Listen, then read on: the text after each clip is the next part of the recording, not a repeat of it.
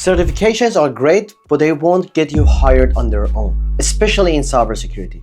If you're getting interviews but not landing offers, it's not because you lack experience or certifications.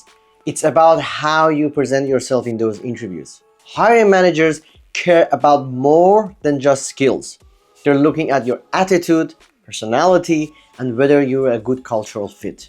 So today, I'll show you why communication skills can get you hired faster than certifications and doing only training, and how personal presentation can make or break your chances. Getting a job in cybersecurity is a journey, and it happens in 4 steps. Each step builds on the previous one and prepares you for the next stage in the process. Step 1, you start with a strong foundation, learning the basics of cybersecurity and IT. This sets the groundwork for everything else. Step 2, with the foundation in place, you move to hands-on practical skills that prepare you for the advanced topics required in your target role. Step 3, now with these skills under your belt, you add them to your resume and LinkedIn profile. This is where you start marketing yourself, showing the world what you know and you can do. Step 4, finally, with your resume ready, it's time to prepare for interviews and use everything you have learned to land the job. Each step in the journey builds on the last. If you're getting to the interview stage, the first 3 steps are already working, guys. The hiring manager has seen your resume, checked your LinkedIn profile, and decided that you looked qualified enough to talk to. If you're not getting offers after interviews, the issue lies in one of 2 areas. Either you have exaggerated or lied on your resume, listing skills you didn't actually have, or you're simply not prepared for the interview and you're failing to sell yourself properly. And that's what we're going to focus on today. How to present yourself, communicate effectively, and sell your skill set so you can land the job. Part 1, identifying the core problem. Here's the thing, if you're already getting interviews, it means the hiring manager sees you as technically qualified. Your certifications, your experience, and resume have already done their job. But if those interviews aren't turning into job offers, that is where the real issue lies. And guess what? It's not your lack of certification or experience. The problem lies in how you're presenting yourself during the interviews. Instead of running back to collect more certs, getting a degree, you need to step back and ask yourself this: how well am I preparing for interviews? How effectively am I communicating my value? Am I addressing the problems the employer is facing? If you're not nailing this part, no amount of certifications or training can save you. You've already proven you have the qualification. Now it's about selling yourself as the best fit for their team and their company. Part 2, the trap of chasing more certifications and training. I see this mistake all the time.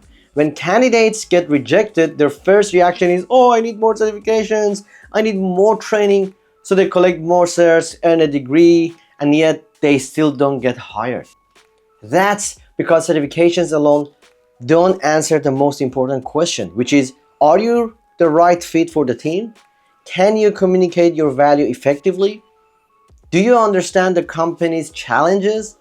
Certifications are okay and good, but they can only get you through the door. After that, it's all about how well you can sell yourself. And let me tell you, not many people unfortunately talk about this. The final stage of getting hired isn't about what you know, it's about how you present what you know. Part 3, communication skills and cultural fit. Many candidates don't realize that hiring managers evaluate more than just your technical expertise. They're also asking this: is this person a team player? Are they fun to work with? Do they fit our company culture? And yes, everything matters.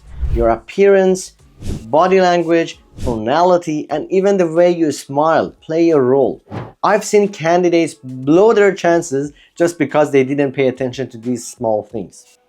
And let's be real, if you show up to an interview with a messy beard, bad breath, or wrinkled clothes, it sends the wrong message.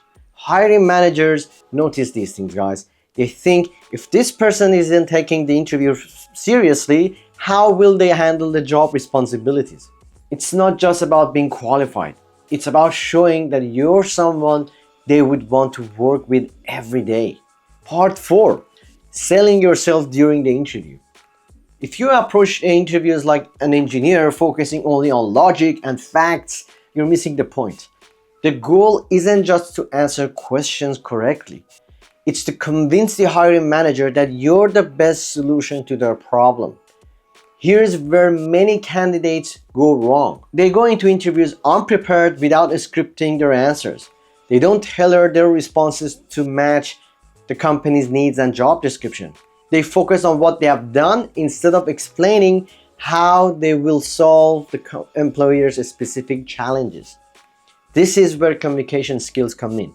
You need to talk about your experience in a way that aligns with the job description and company's goals. Frame your skills as solutions to their problems. Part 5. Mastering communication and influence. Interviews are basically sales conversation, guys. You're selling yourself, your skills, and you're fit for the role. That's why you need to work on tonality. How you say something matters just as much as what you say. Building rapport. A little humor can go a long way in making you more likable during the interview process. Body language. Sit up straight, smile, and make eye contact. These small actions leave a lasting impression. Apart from technical training, invest in learning about psychology, influence, and communication. One of the best books on this is Influence by Robert Cialdini. It teaches you how to connect with people and build trust, which is essential in interviews. Part 6. How to prepare for interview itself. Now, here are some practical tips to help you crush your next interview. First is dress the part, even for virtual interviews. Dress professionally to show you take the opportunity seriously. Second, practice answering questions out loud. Don't just wing it. Practice common questions and tailor your answers to the job description. Third, align your responses with the company's needs and job description. Research the company and frame your skills as solutions to their challenges. Number 4, pay attention to grooming and hygiene. This seems basic, but it makes a big difference, guys. Show up well-groomed with fresh breath. These small details add up. They show that you are prepared, professional, and serious about the opportunity. And here's the bottom line. If you're getting interviews but no offers, the issue isn't your experience or your qualifications. It's how you're presenting yourself.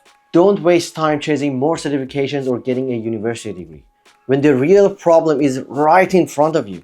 Instead, focus on polishing your communication skills, improving your personal presentation, and learning how to sell your skill set effectively. When you combine strong technical skills with excellent communication, hiring managers will take notice of that and they will get blown away. So if this video gave you some new insight, hit that like button, subscribe to the channel, and share it with someone who needs it.